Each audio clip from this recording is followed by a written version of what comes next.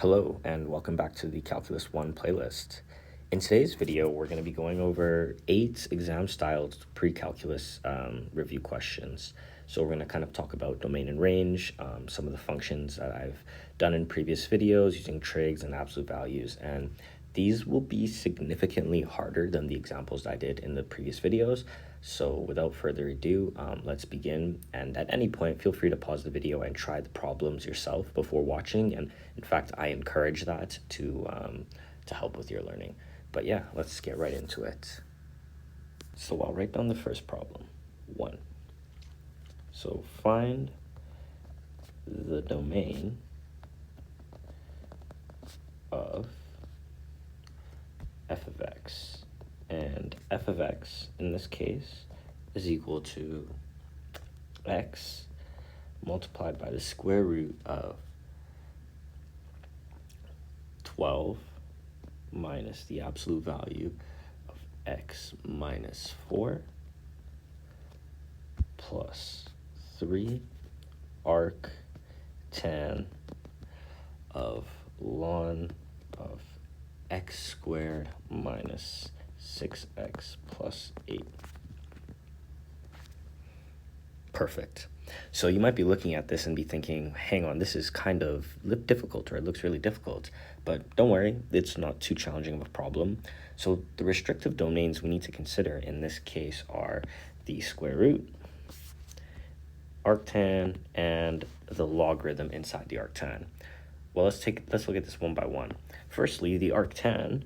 Well, arctan, if you recall, it goes from a domain of negative infinity to infinity. So, okay, that's actually really easy.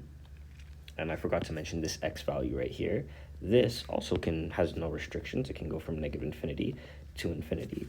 So the only restricting cases that we have in this function are under the absolute value and inside the logarithmic function. So let's work with them. So under the square root value, everything needs to be greater than or equal to 0. So let's write that down, square root. So we have 12 minus the absolute value of x minus 4, and that has to be greater than or equal to 0. Well, let's isolate for the absolute value. It just turns out that becomes the absolute value of x minus 4 has to be less than or equal to 12. Great. And if you recall from our absolute value functions video, the rule that we can use is if we have an absolute value in this kind of form, we can then go ahead and write this as x minus 4, drop the absolute value sign, and have it between 12 and negative 12. Now we can simply solve for the x, so add 4 onto both sides of the inequalities. So this becomes negative 8, and this becomes 16. And that's our square root done. Great. Looking at the logarithmic term now, we have x squared minus 6x plus 8 must be greater than 0. Okay, well then let's factor this. This becomes x minus 4, x minus 2 has to be greater than 0. And the roots of this, are x is equal to 2 and 4. So on a number line quickly, we would have 2, 4. So we have 3 cases to consider the domain to be in. Great. So for the values to be greater than 0, then we have to restrict the roots to be either both negative or both positive. Well, for that to be the case 1 has both negative values, case 3 has both positive values, and case 2 has 1 negative, 1 positive, so we can't do case 2, meaning that our domain is then between x is less than 2 and x is greater than 4. And you can work that out yourself. I think for me, usually it comes with intuition. Now, when we look at these types of functions, we can straight up say we can understand the behavior of the roots and their inequality. But if you wanted to write it down, you could work it out, use test cases, and see that case 1 and case 3 work, whilst case 2 does not work. But now that we have our 2 domains, we need to combine them to be the most restrictive. So most restrictive domain. So that would simply be between -8 and 2, where we include -8 but not 2, and then we take the union, not including 4, and up to including 16. So you can see that we restricted the values to be the most restrictive case of both domains, since the function's domain needs to satisfy all cases. So we have x between -8 and then 2, and then we go and include x between 4 and 16. So this is our final domain. Great, not too bad. Let's move on to the next problem. So let's go ahead and look at number 2. So solve, and the equation that we need to solve is 5 of x squared minus 4, and that is all equal to x squared minus 4 and e raised to 7 minus x. And you might be looking at this and say, okay, well, we have an x in the exponent here, and we also have x's in the regular bases. So how do we go ahead and solve for a problem like this? Okay, well, let's apply a logarithm or a natural log to both sides and see what happens. We can use our rules of logarithms to kind of simplify expressions. So ln of 5 x squared minus 4 is equal to ln of x squared minus 4 and e raised to 7 minus x, all within the logarithm, the natural logarithm. Well, recall, using laws of logs, we can say ln AB is equal to ln A plus B, right? Or sorry, ln A plus ln B. So let's use that rule. Let's go ahead and do that. So we can do ln of 5 plus ln of x squared minus 4 is equal to ln of x squared minus 4 plus ln of e raised to 7 minus x. Okay, well, hang on. We can cancel these terms straight away since we have the same value on both sides. And that leaves us with ln of 5 is equal to ln of e raised to 7 minus x. And again, recall from the laws of logarithms and the cancellation property of inverse functions, if we have a function with this, we can say that with a base a and an argument of a raised to some power, we can say that that is equal to x, that's equal to here. Well, we know that a natural logarithm is base e, right? So we can then go ahead and say then, okay, this, oops, not erase, we can say that this is what we have it being equivalent to. So ln of 5 is equal to 7 minus x. We can bring down that exponent term and cancels out, ln of e cancels out. Great. So then last but not least, we just solve for x and we're done. We have x is equal to 7, so we'll bring x to the left-hand side and ln 5 to the other side, minus ln of 5, and that is our solution. Not too challenging. Again, it's just about algebraic manipulation and making sure you understand the laws in which you're working with.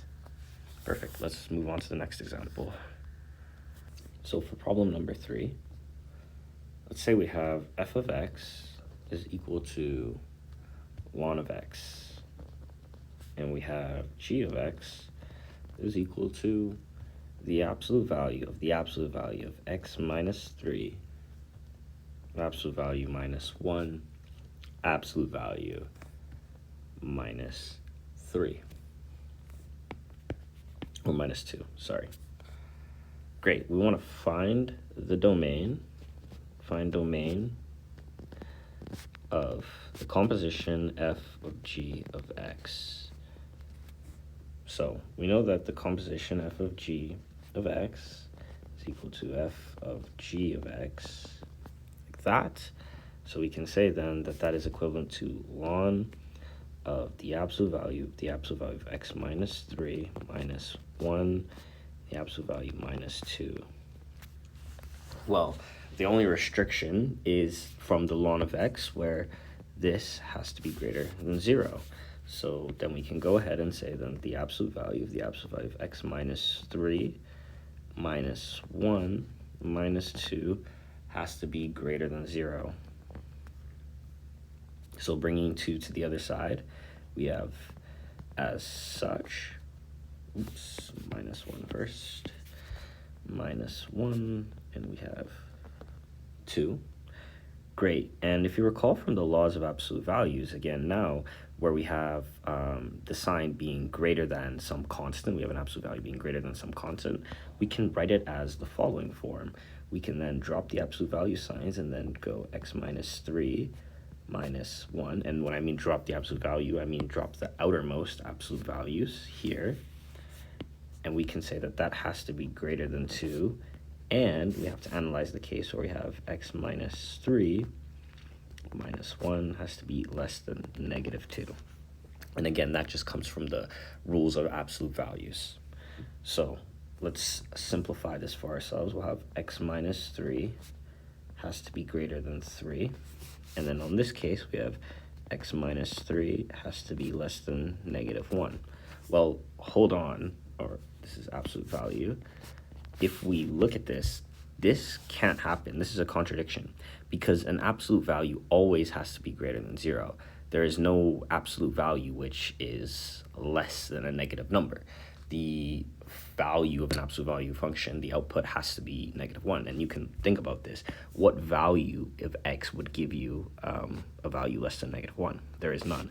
So this and a, that's a contradiction. We can ignore this case.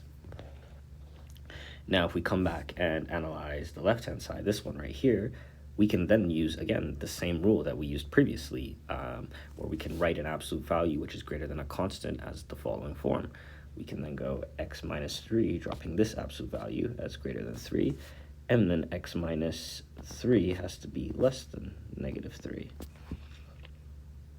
Great, so then we have x being greater than 6 and x less than 0. And that's our domain. Our domain is the intersection of these two points. So of these two, intervals. So if I draw that on a number line quickly, 0 and 6, our domain will look like this. So we'll write that down. Domain is negative infinity to 6, and we're not, or to 0, to 0, and we're not including the endpoints, because it's a logarithm and there's no equal to sign under, and then we go from 6 to infinity. Great, let's box that. And yeah, not too bad. Let's move on to the next problem. So for the next problem, say this is problem 4 now, I believe. Yes, problem 4. Let's say find the exact value of, and we have this trigonometric equation, cos inverse of cos of tan inverse of, and let's have the function be 17 pi all over 4. 1, 2, 3, 4. Great.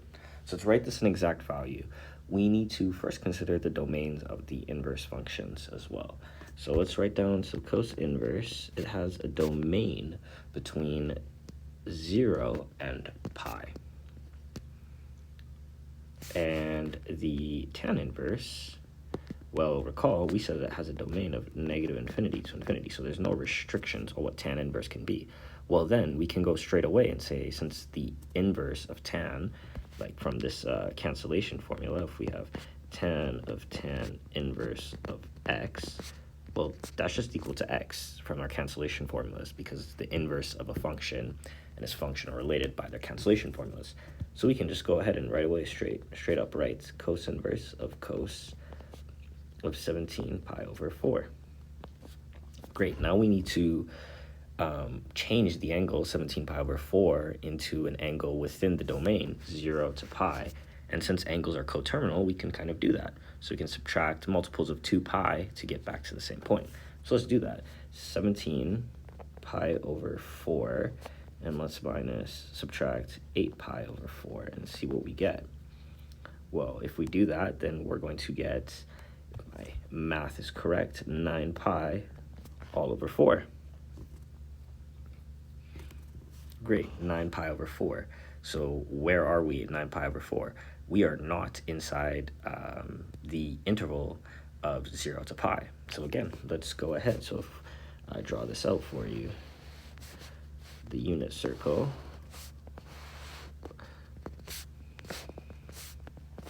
we want to be between 0 and pi, so we want to be in this range.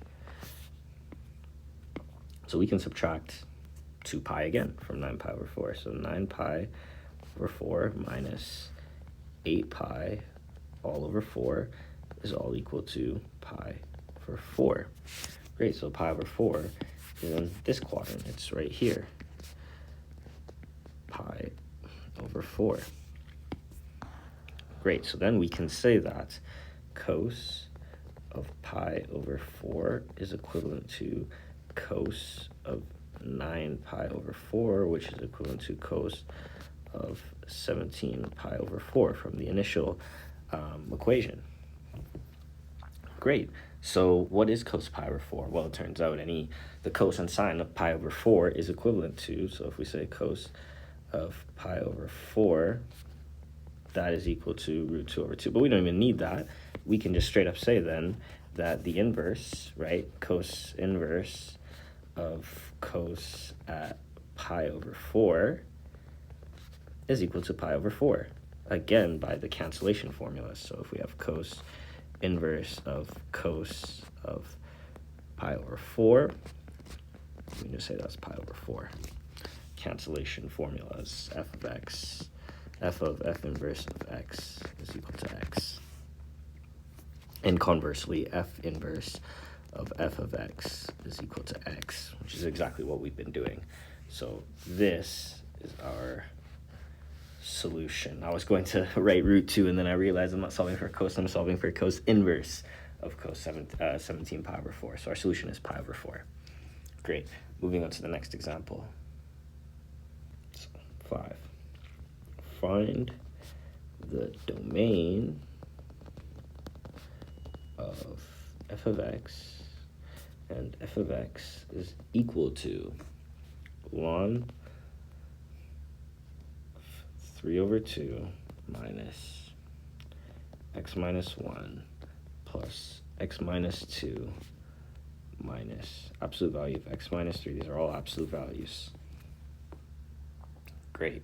So how can we do this? Again, the only restriction on our equation is in the ln of x. So we have to say then that 3 over 2 minus the absolute value of x minus 1 plus the absolute value of x minus 2 minus the absolute value of x minus 3 has to be greater than 0. Great. Straightforward. So we need to look at the test cases where the absolute values change. So that is at x is equal to 1, 2, 3. So these are where the the points and where the absolute values of each of the absolute value equations will be changing. So on the number line, that would be represented as 1, 2, and 3, right? So we'd have 4 cases to look at.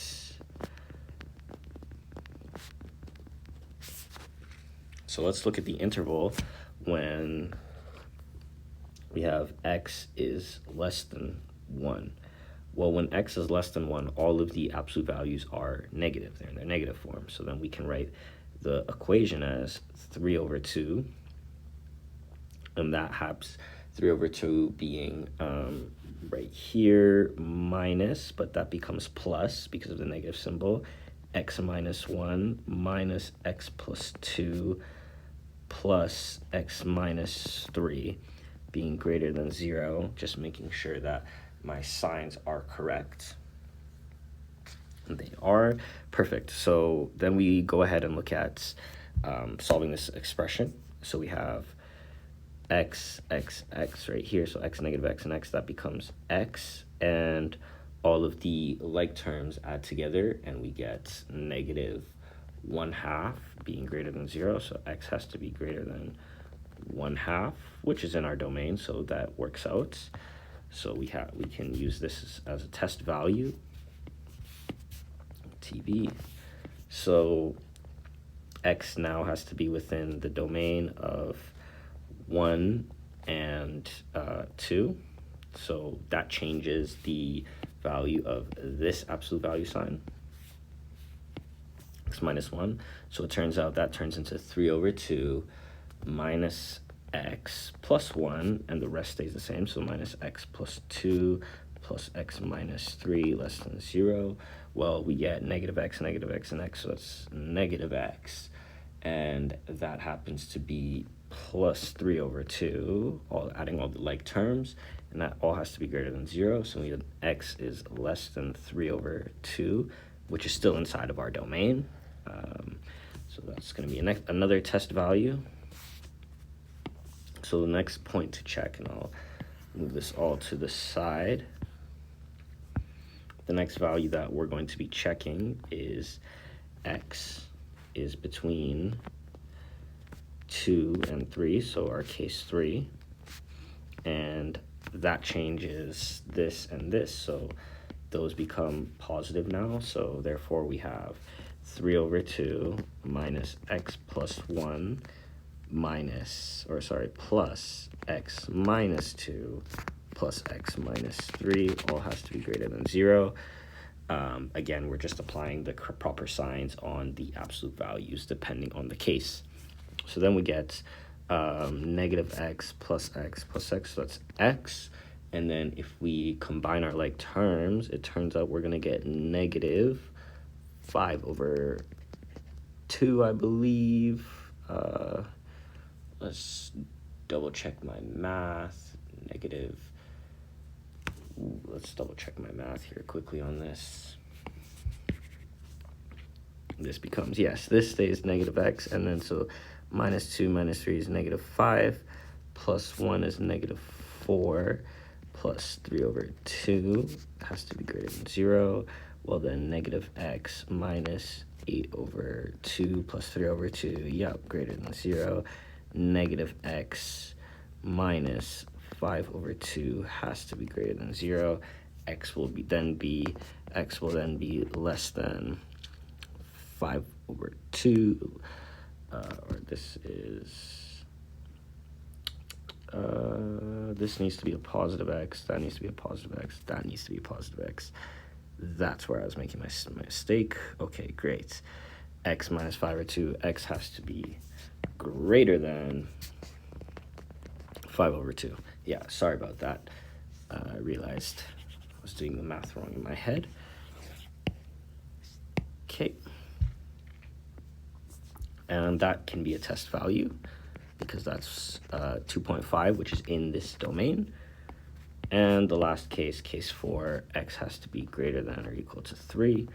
And that's when everything is positive. So we have 3 over 2, and we have negative x plus 1 plus x minus 2 minus x plus 3 all has to be greater than 0. Well, then we're going to be left with a negative x, and we're going to be left with plus 3 over 2 plus, and that becomes, we can make that 4 over 2, since that is equal to 2. Yep, that's equal to 2, which is greater than 0. And x has to be less than 7 over 2, which is in this domain as well. So this is a test value. Great, so now we've obtained our test values, where we can check between intervals to see which intervals have a domain that works with our inequality. So we'd write these on a number line. I'll draw a larger number line. So we have 1/2, 3 over 2, 5 over 2, and 7 over 2. And then we would test out all different points on this line. So we go 0, 1, 2, 3, and 4, and we test the points to see which satisfy our inequality. So let's write down our inequality equation. We have 3 over 2 minus absolute value of x minus 1 plus the absolute value of x minus, so minus 2 minus the absolute value of x minus 3 being greater than 0. Well, let's just bring the absolute values to the other side. So we have 3 over 2 has to be greater than x minus 1 minus x minus 2 plus absolute value of x minus 3. Perfect. And let's test out our points. Let's use, first let's use 0 and test if that works. So if we have 0, then we have 3 over 2 greater than 0 minus 1 minus 0 minus 2 in absolute value and 0 minus 3 in absolute value. Well, looking at this, we get 3 over 2 has to be greater than, and we have 1. This becomes 1. This becomes minus 2, and this becomes 3. 3 over 2 needs to be greater than. We have this side being 2, and that's false. So this interval is an x, does not work. Now let's check the next case, which is 1 in between 1/2 and 3 over 2. Well, if we use 1 in the absolute value, we get 1 minus 1 minus 1 minus 2 plus 1 minus 3 in absolute values. So we know that this is just 0. We'll have 3 over 2, and we have minus 1, because we're just having the absolute value of -1, and plus 2. Well, 3 over 2 is greater than 1, so this is good. This case is good, so we can say check mark for that interval between 1/2 and 3/2. And yeah, 3/2. Great. The next interval we're going to check is between 2 and 3, and our test is between, 3/2 and 5/2. So we're going to use the point, and I guess I'll erase this right there. We're going to use the point 2. The previous one we were using 1. We'll have 3/2 is greater than, and if we're using 2, 2 minus 1 minus 2 minus 2 plus 2 minus 3.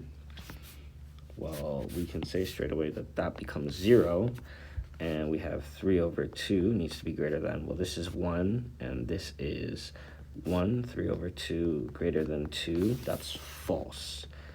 So this interval fails. Great, and we'll check with the point 3 in the next interval between 5 over 2 and 7 over 2. 3, that becomes 3 over 2 greater than, and we have 3 minus 1 minus 3 minus 2 plus, and we have 3 minus 3. That is 0, and we'll have 3 over 2 has to be greater than 2 minus 1. 3 over 2 is greater than 1, which is true. Therefore, this interval is good between 5 over 2 and 7 over 2.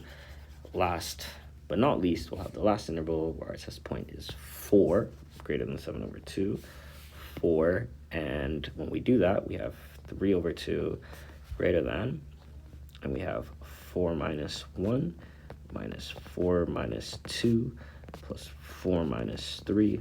All of these guys in absolute values.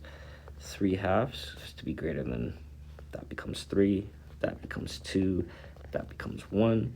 3 over 2 has to be greater than, and that gives us a value of 2, which is false, not true. So we can say that this is x, and this area is an x. Great, so our domain is just the union of intervals that are satisfy our inequality. So domain then would be, and we're not going to be including the endpoints because it's a logarithm, and again, there's no inequality sign, so we're going to have 1/2, and we go to 3 over 2, and we get the union between 5 over 2, 5 to 2, 5 over 2 to 7 over 2, and that's our solution. Great, so that problem was a bit longer, not too difficult. It's just important to remember, okay, first to find the domain restriction. So in this case, the inside of the ln function, argument of the ln function has to be greater than 0. And since there's absolute values, first we need to find the places where we can use our test values, so where x is changing. So we use the test values, we find the test values, and then we do our test cases where we use specific points within the intervals to find out whether the inequality can be satisfied or not. Great, let's move on to the next example. So for problem number 6, 6 is, again, solving problem, not too complicated, but again, there's just some steps we need to be aware of. So let's say we have 2 ln times the square root of x minus ln of 1 minus x is equal to 2. And we need to solve for x. Great, so let's simplify this using the laws of logarithms. So first we can write this as ln of x. The reason is because this square can come to the exponent, and the square of a square root is just 1. So we can write this as ln of x, right? Because it becomes ln of 2 over 2. This can stay as minus ln of 1 minus x is equal to 2. And then we can, again, use the laws of logarithms that states right here that ln of a minus ln of b is equal to ln a over b. So x1 minus x ln is equal to 2. Now we can raise everything to the exponent of e to use cancellation formulas, right? So we can go e ln of x1 minus x is equal to e squared. Well, that just gives us x raised to 1 minus x is equal to e squared. Again, cancellation formula, if we have e raised to ln of x, that's just equal to x. Not too hard. Then we can go ahead and now we just use algebra to solve. So we'll go x is equal to e squared minus e squared x. Then x plus e squared x is equal to e squared. x1 plus e squared is equal to e squared. And x is equal to e squared all over 1 plus e squared. So I went through that pretty quickly, but again, it's just algebraic manipulation, right? And I mentioned at the start of this playlist that majority of calculus involves manipulating formulas, manipulating equations using algebra and other, I guess, key kind of notes to put functions and equations into the form that you'd like it to be in. And this is part of it in the pre-calculus course. So that is our solution. Pretty straightforward, but we'll move on to the next problem. So for the next problem, we're going to be looking at a function transformation. So we want to graph f of x and f prime of x, where f of x is equal to e to the x, and let's say f prime of x is equal to e raised to, we'll have x plus 2 minus 3. Great, so won't be too difficult, but again, we just want to hammer home the understanding of function transformations. So mainly in this case is just a translation. But again, if we have this function, e of x, f of x is equal to e of x. Let's first write out the domain. So the domain and range is going to be between negative infinity to infinity. And the range goes from 0 to infinity. And we have this horizontal asymptote at y is equal to 0. Y is equal to 0. So it approaches it at infinity, but it never touches it.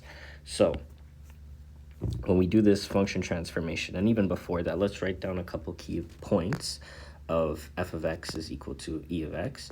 So f at 1 is equal to e at 1, which is equal to e, and f at 0 is equal to e raised to 0, which is equal to 1. So we have this point right here, which is at 0, comma 1, and we have this point right here, which is at 1, comma e. And these are great reference points to consider when we're transforming our function. So first, let's transform it 2 units to the left, because we have this x plus 2. So if we do that, then our function just gets shifted as such, and we go go like this. This is f of x is equal to e raised to x plus 2. Great. And then so this value right here becomes -2 and 1. And this value right here, and I know the graphs aren't to scale, but go like this. This becomes -1e. Great. And when we transform the final function, we're going to use green. Now we just need to translate this red function down 3. So I'll call this f of x t, because it's their first transformation. And f of x inverse will just be this function, but shifted down 3 indices. So we'll go like this. But the key thing that's interesting to consider for this function is now when we have f prime of x is equal to e raised to x plus 2 minus 3. The thing I wanted to talk about was the domain and range for this transform function, how the domain and range changes when we transform a function. So first let's plot out these points. So we'll have -1, we'll have -1 and e minus 3, as well as we'll have -2 and -2, which is this point coming here, and we have this point coming here. But what is our domain and range looking like? Well, for this function, the domain it doesn't change. It stays the same. We have not altered our domain in any way by transforming this function. But how about the range? You can see now that our range spans from values below 0. And in fact, we've translated our horizontal asymptote down 3 values as well. So now it's at y is equal to -3. So then we'd say our asymptote goes from, our range goes from -3 to infinity. And that's the effect that transformations have. They don't only just affect your graph, but in doing so, that affects your domain and your range, which is something to consider. And that's why I wanted to show off this example. So overall, it's a very easy example, but it was just kind of to reiterate the importance of understanding function transformations. Great, so let's look at one final example. So 8. F of x is equal to 1 over x, and g of x is equal to tan inverse of absolute value of x plus 2, and we have minus the absolute value of x minus 3 minus the absolute value of x minus 7 minus pi over 4. And we want to find the domain of f g of x composition. Perfect. So let's compute f g of x right away, which is just equal to f of g of x, which is just equal to 1 over this big equation. And I'll copy and paste it for time's sake, just right here. Great. So what is the restrictions on this? Well, as we've said previous, there's no restriction on tan inverse. The domain is between -infinity to infinity. But there is restriction on the denominator. The denominator can never equal to 0. So let's set the denominator is equal to 0 and exclude the points at which it is 0. So we can do tan inverse of the absolute value of x plus 2 minus absolute value of x minus 3 minus absolute value of x minus 7 all minus pi over 4 needs to equal to 0. And I guess this looks kind of ambiguous. There is no, what's it called, bracket at the end of the pi over 4. That's wrong. So we can then go ahead and go like this. So we'll maintain this side and bring the pi over 4 to the other side.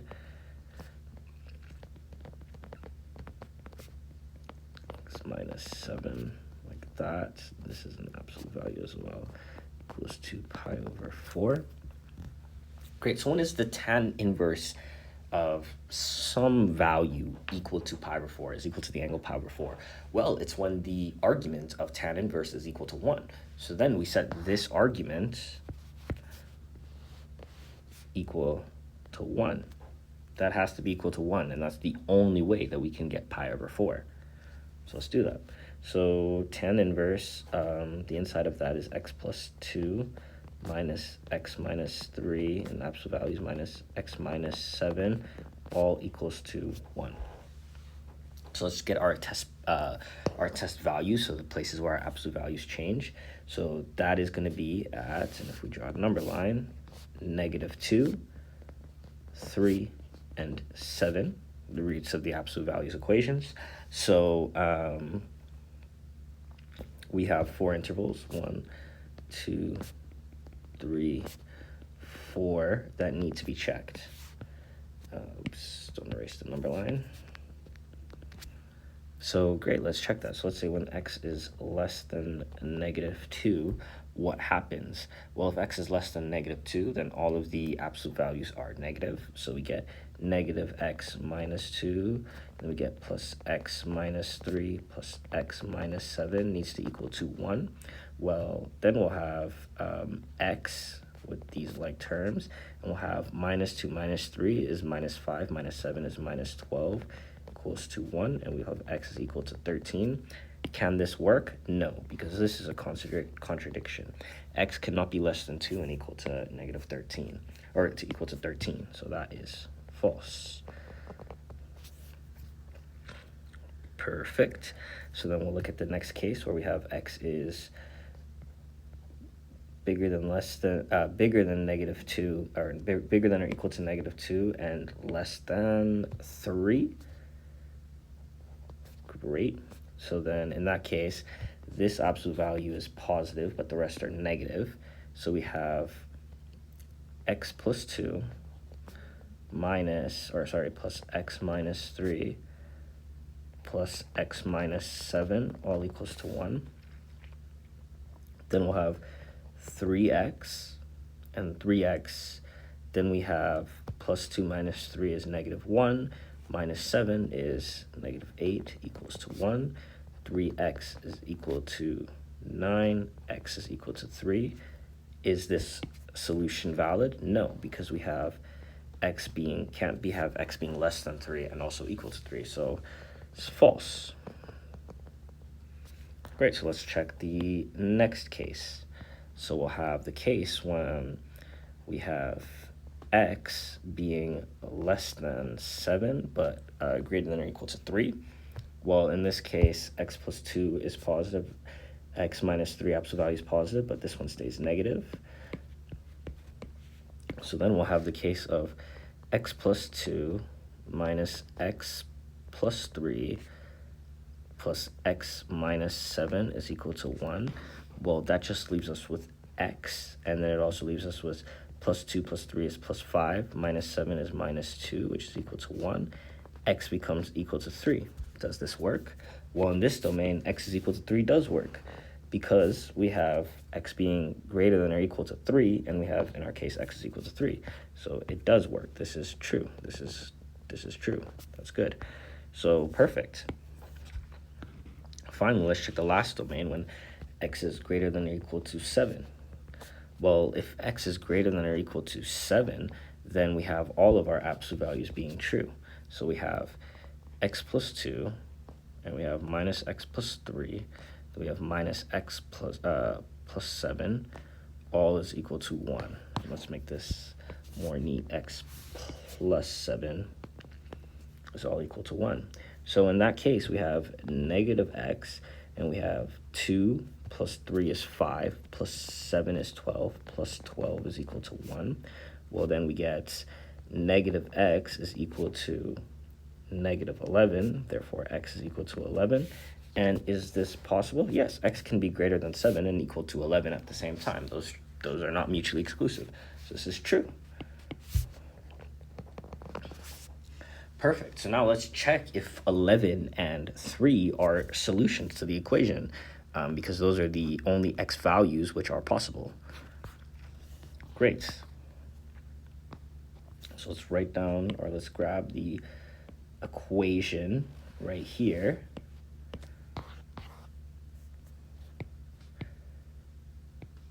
We'll paste it right here.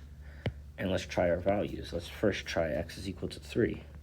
Well, when we have x is equal to 3, you have 3 plus 2 minus 3 minus 3 minus 3 minus 7, and we need that to be equal to 1. Well, we have 5 minus 0 minus negative 4 is equal to 1. Well, that becomes 5 minus 0 minus 4 is equal to 1. 1 is equal to 1, so that is true. Similarly, let's try that with 11. We'll do 11 plus 2 minus 11 minus 3 minus 11 minus 7, and that is equal to 1. Well, that's 13 minus 8 minus 4 is equal to 1. This is a 1 right here. Well, that's just 13 minus 8 minus 4 is equal to 1. 13 minus 12 needs to equal to 1, and 1 is equal to 1. So that's great. So so the values of 11 and 3, x is equal to 11 and 3, x is equal to 11 and 3, cause this equation to equal to pi over 4, which we don't want in our domain. So we need to exclude these points. So exclude points.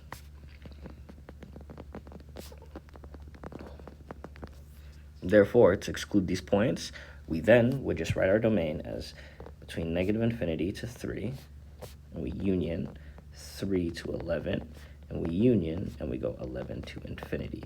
Because all possible points, all the points in the real number system are allowed, except for 3 and 11, which cause the solution to be undefined. So this is our domain. Great.